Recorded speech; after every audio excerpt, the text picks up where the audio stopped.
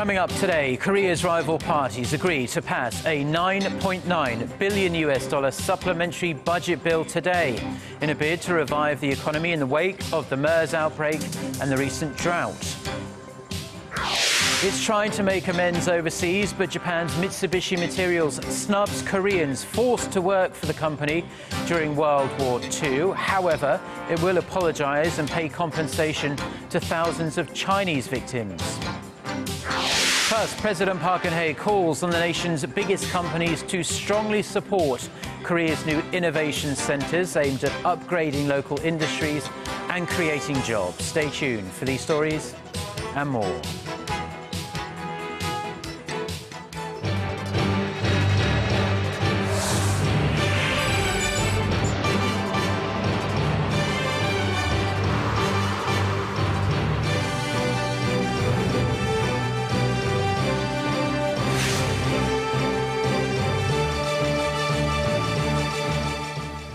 Hello and welcome. It's midday on Friday, July 24th here in Seoul. I'm Mark Broome and you're tuned in to our lunchtime edition of Arirang News.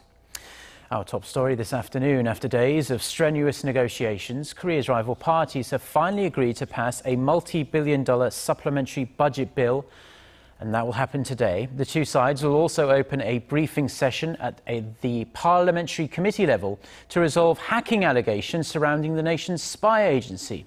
Kim Young-gil starts us off. Rival party negotiators reached a striking deal on Thursday to pass the nearly $10 billion extra budget, which is a reduced version from the original budget proposed by the government. This supplementary budget will help cover the damage from the MERS outbreak and the drought, as well as revive the faltering economy. We cannot be split over livelihood bills. The proposed supplement is expected to help Korea maintain its economic growth at the 3% level, create some 124,000 new jobs, and make up for a tax revenue shortfall.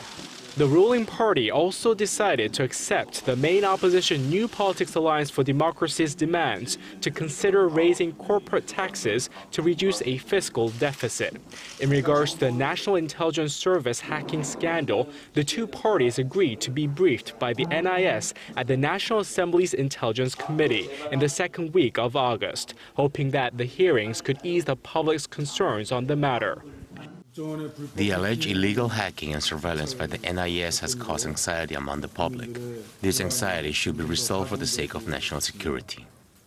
The NIS hacking scandal intensified after an employee committed suicide last week, leaving behind a note saying that the spy agency did not wiretap citizens and meddled in elections. However, this did not stop the NPAD from pressing charges at the prosecutor's office against the former NIS chief, as well as the company that facilitated the purchasing of the hacking program back in 2012. Kim Young-gil, Arirang News. Now, a Japanese company says it plans to officially apologize and offer compensation to nearly 4,000 Chinese people it made slave laborers of during the Second World War. Mitsubishi Materials has already apologized to American forced laborers and expressed hopes to do the same for former British, Dutch and Australian victims, but has left out Koreans who went through similar ordeals. Hwang Sang-yi reports. Mitsubishi Materials will compensate Chinese people over its use of forced labor during World War II. Tokyo-based Kyodo News Agency reports that the Japanese construction company will officially apologize and offer $60 million in total to the over 3,700 victims. This marks the first time a Japanese firm has agreed to apologize and pay compensation to Chinese war victims.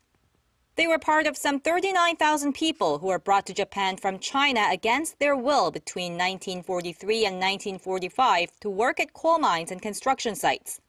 Sources say Mitsubishi will express deep remorse and offer sincere apologies to the victims.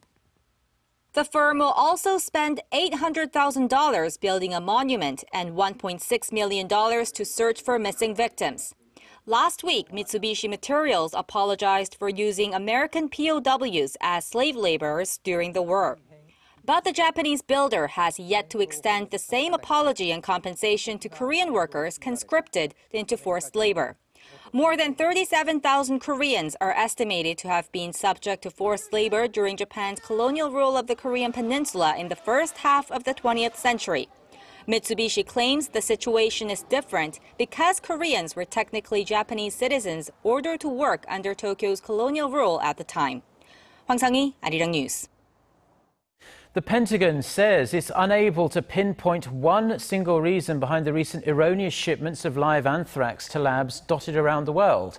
A report released on Thursday by the U.S. Defense Department detailing its investigation into shipments delivered to 86 facilities in the U.S. and around the world, including a U.S. airbase right here in South Korea early this year. The committee's probe revealed problems with the testing of samples, contamination prevention and radiation dosing used to kill the anthrax spores, and a lack of written procedures for reporting and finding contamination at some of the labs. U.S. Deputy Defense Secretary Robert Work said the shipments were a failure that exposed a major problem in the handling of the bacteria, but added that no one was infected from the incident. Korea's Ministry of National Defense says a task force will be sent to the Osan Air Base to thoroughly investigate the matter. The United States has imposed sanctions on a Singapore-based shipping firm and its president for allegedly supporting North Korea's illicit weapons imports. The U.S. Treasury Department says Senat Shipping Company was providing extensive support to the Ocean Maritime Management Company, which is already under sanctions for attempting to import arms into North Korea. It also identified Senat's vessel called Dawn Light as blocked property. The sanctions freeze any U.S. assets held by Senat and the president and prohibits U.S. citizens from doing business with them. In a statement, the department said arms shipments serve as a key resource for North Korea's ongoing proliferation activities. It also said the U.S. will make it challenging for the North to continue its unlawful behavior with such measures. Now, celebrating the establishment of Korea's 17 startup support centres, President Park Geun-hye has invited the heads of the centres and the conglomerates that are working with each of the sites to the presidential office. And now, while few details from today's meeting have been released, President Park was expected to seek the conglomerates' continued interest and support for the entrepreneurs and the small to mid-sized businesses based at the so-called innovation centres. The centres are a central part of her creative economy policy initiative. They'll collaborate with conglomerates to foster startups and upgrade local industries, create jobs, and ultimately help the Korean economy leap forward. All the centres were launched over the past 10 months. In economic news now, and consumer sentiment in Korea improved slightly in July on hopes the MERS outbreak is nearing its end. The Bank of Korea says the consumer sentiment index reached 100, that's up 1 point from the previous month. A reading below 100 means that pessimists outnumber optimists. The monthly figure has been hovering around the 100 level, but fell below the benchmark in June for the first time in more than 2 years, reflecting concerns over the respiratory disease. The rebound comes as Korea is slowly recovering from the outbreak, with no new infections in 19 days. Chile is the first country Korea signed a free trade agreement with an extensive list of products being traded some 11 years after the deal was sealed. Representatives from both countries have been discussing ways to bring their trade partnership to the next level. For more on how the FTA has helped both Korea and Chile, Gonswa reports. The deal was sealed back in April 2004. Now, a decade later, Korea and Chile's bilateral trade volume has reached almost $7 billion, a jump by more than 4 times. Compared to the more than 40 times larger trade volume between Korea and China, the FTA with the South American country might not sound substantial. But considering the agreement with Chile was a first for Korea, the deal was an icebreaker for the country's trade policy in terms of market liberalization. It actually worked as a trigger for very dramatic subsequent FTA policy for the Korean governments toward the United States, European Union, the ASEAN and even China later. Today, Chileans are enjoying a wide range of Korean goods, including chemical products, electronic appliances, and especially automobiles. Korean cars occupy the largest market share in Chile, one of the advantages of having reached out to the Chilean market earlier than other countries. Korea imports raw materials such as copper, agricultural products like grapes, and many more. This Chilean wine is just one of many that have found a place on Korean supermarket shelves. There's no doubt the variety has expanded, but consumers are still scratching their heads about one thing: the price. And that is despite tax eliminations on nearly all trading items. Experts say the culprit lies on Korea's distribution channels, which is why measures should be implemented for consumers to benefit the most from this FTA.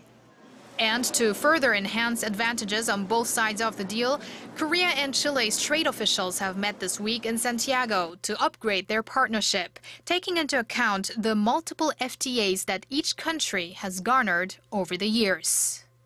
Kwon So-ah, Arirang News. Now, it's a well-known fact that the prices of goods and services rise over time depending on supply, demand and, of course, inflation. But how much have things changed in South Korea since the country's liberation from Japanese colonial rule all the way back in 1945? Our Kim Min-ji takes a look. Back then, 40 kilos of Korea's staple food rice cost 0.351, a fraction of a cent. The price rose to about $10 in the mid-1970s and $50 by the 90s. Today, that same 40 kilos goes for about $70. A packet of ramyeon noodles, a favorite Korean snack, was priced at 10 won in 1963, but has since jumped 76-fold to less than $1 now. And what about entertainment? Koreans would have paid less than 2 won for a movie ticket 60 years ago, whereas they're shelling out about $10 now. TV license fees, the price households pay to have a TV, have also increased 25-fold to about $2. Now, to get around, Seoulites in the 1950s paid just 2 won for the bus. Since then, the price has gone up to 1,300 won. Maybe that's because petroleum prices have also jumped nearly 420-fold. The price variations have changed in response to supply and demand and have also been influenced by the quantity of substitute products the country imports and the price fluctuations in that country. Despite this steady increase over the years, Korea's consumer prices have not risen in recent months. They've been below the 1% mark, far below the government's target of 2.5%. But how do consumers feel? If I spent about $30 on my groceries last year, I'm paying about $40 for the same amount this year. Now I have to really pay attention to the prices. I tend to compare the prices of similar foods and buy the cheaper ones. Overall, prices have gone up, especially for processed food. Experts say this is because the prices for products that consumers tend to buy regularly have risen, even though consumer prices have generally been low. The government needs to manage the prices of products that people buy a lot, such as produce, by securing a greater supply or increasing imports when there's a shortage. They should also not increase public utility fees all at once, so that consumers don't feel it. That task is something of a double-edged sword for the government, as it will have to limit the blow felt by consumers to encourage spending, but at the same time reach its inflation target for economic growth. Kim Min-ji, Arirang News. Now, looking for worlds like our own is the first step in finding out if we're truly alone in the galaxy or not. In capping off what has been an exciting few weeks in terms of space-related developments, scientists have discovered another possible Earth-like planet orbiting a star very similar to our own. NASA says Kepler 452b could best be described as Earth's bigger, older cousin. Son Jung-in has more. With the planet-hunting Kepler telescope, scientists at NASA have discovered a planet that is believed to be the closest match to Earth found so far. The planet, known as Kepler 452b, is located in a solar system that is 1,400 light-years from our own in the constellation Cygnus. It is the first Earth-sized planet to date, orbiting the so-called habitable zone, or the area around the G2-type star where liquid water can pool on the planet's surface. But today we're announcing the closest twin, so to speak, to Earth 2, or the Earth 2.0 that we found so far in the data set. What is remarkable is that it orbits at about the same distance as Earth's orbit from the Sun, taking 385 days to circle around its home star that is similar but older and brighter than our Sun. While its mass and composition have yet to be determined, previous research on planets of similar size suggests that it may be rocky. As for its age and size, the planet is known to be about 6 billion years old, 1.5 billion years older than Earth, and 60% larger in diameter with twice the gravity. So you and I would weigh twice as much as we do now, but only until we walked around for a few weeks and lost some serious pounds. Along with Kepler 452b, scientists have discovered 12 other possible habitable exoplanets, a step closer on the journey to finding another Earth. 손정인, 아리랑 뉴스.